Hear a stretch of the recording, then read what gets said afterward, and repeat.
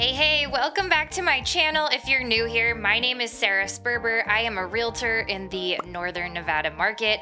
Every month, I give you guys an update on what's going on in our market, and today the data dropped for the month of March recap. I'm gonna go over what all of that means, and I'm also, of course, gonna tell you my predictions for the month to come and what all of this might mean for buyers and sellers, so make sure you stay with me. Let's just dive right in. I'm gonna start today with median sales price. We did see a significant increase of 8.5%, landing right at $613,000. This is, of course, for a single family home.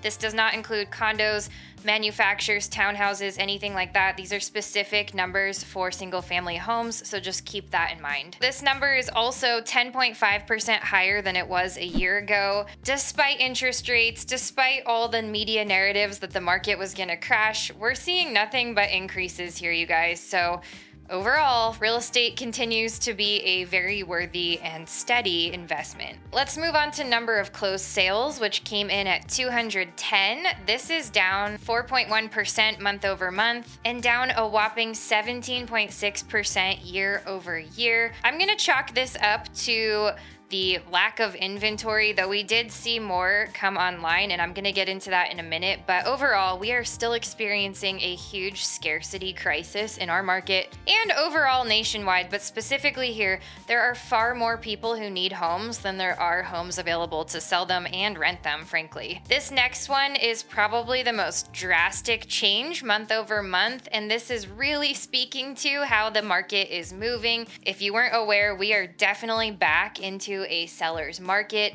This is days till contract. Now, if you don't know what that means, basically this is the amount of time that it takes for a listing from the time it goes live on the market to the time it gets an accepted offer and goes under contract. That number of days is what we are talking about here, and the median for the month of March landed at 11 days. That's pretty quick. If you were selling your home and you had an accepted offer and were in the escrow process within 11 days, you'd probably be pretty stoked, right? So this is a huge decrease from last month. This is down 38.9%, and year over year it also dropped significantly by 21.4%. So this market is waiting for no one. It is picking up. We are past the holidays. The spring is springing. Flowers are blooming. Houses are selling. That is really what's happening here, and this is great news for sellers. This does make it a little bit more competitive for buyers, and we're going to talk more about both of those in a second, so just stay with me. Percent of list price received. Now, this is obviously the price that it's listed for on the MLS versus the price that it is contracted for and sold for. So this number did not change month over month, and it landed again right at 99.1%. And this is just a slight increase year over year, nothing to write home about there, but just up by 1.6% from this time last year. Overall, if homes are priced appropriately, they are getting what they're asking. I do think that we might be seeing this number tick up in the coming months ahead. Obviously, summertime is normally a hotter time in the market.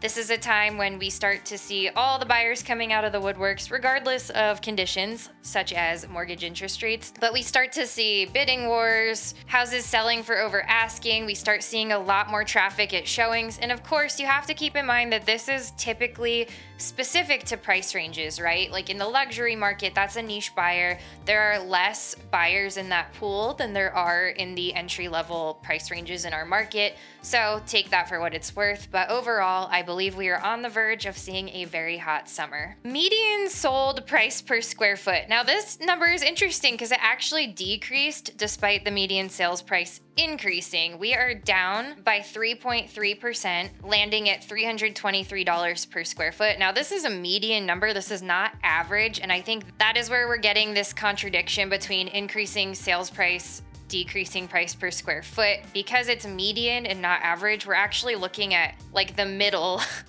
of a series of numbers rather than taking them all, adding them, and dividing them by how many there are, right? We all know the difference between average and median. If not, there's Google, but I kind of just explained it for you. I think that is the reason.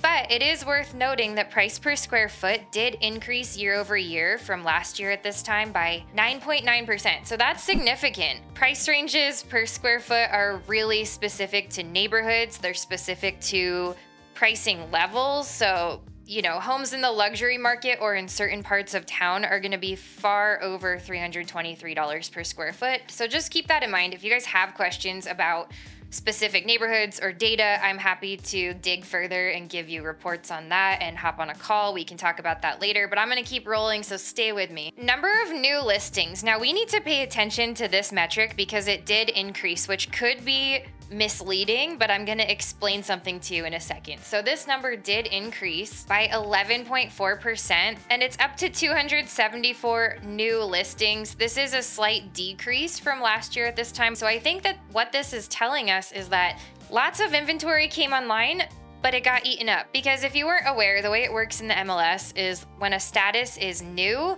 that's only for a certain amount of time. When you have things that have been extended, for example, those are still considered active, but they're only considered new for a short number of times. So this is really addressing listings that just came online in this month time period. And so the next two metrics I'm going to talk about, which have gone down significantly, those are really telling you and giving you a barometer of what's actually available in our market. So active inventory decreased by 9%. This is significant, and that's the month-over-month metric. Year-over-year, it decreased by more than 19%. So that is very significant. That's telling you that listings that are active and available for sale essentially have gone way down. Even though we have more new listings, they're getting eaten up really fast. That's basically what these two numbers are telling you together. Month supply of inventory landed at 1.7 months. This decreased by 5.1% month over month and only by 2% decrease year over year. But again, this is telling you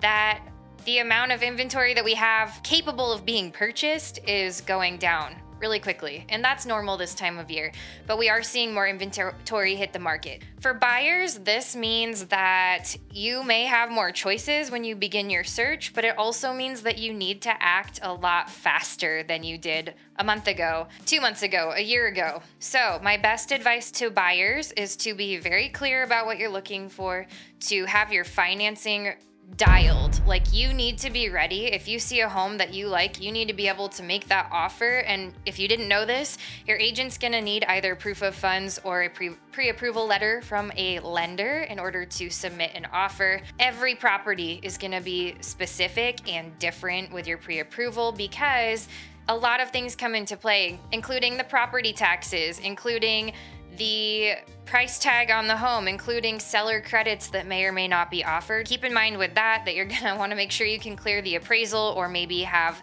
language in your offer contract written by your agent about a potential appraisal gap and how that might be handled, because as a listing agent, when you start getting offers over asking that are financed, you have to think about the appraisal. If you are thinking about selling your home, this is the moment, you guys. You wanna get your house ready. You wanna have all your pre-listing checklist items clarified with your agent. You wanna have your house looking the best it possibly can. Consult with somebody who's knowledgeable. Consult with your agent about repairs, because not all repairs are necessary, and in fact there might be some that you're spending money on that aren't actually going to yield you a higher net ROI, so make sure you clarify that.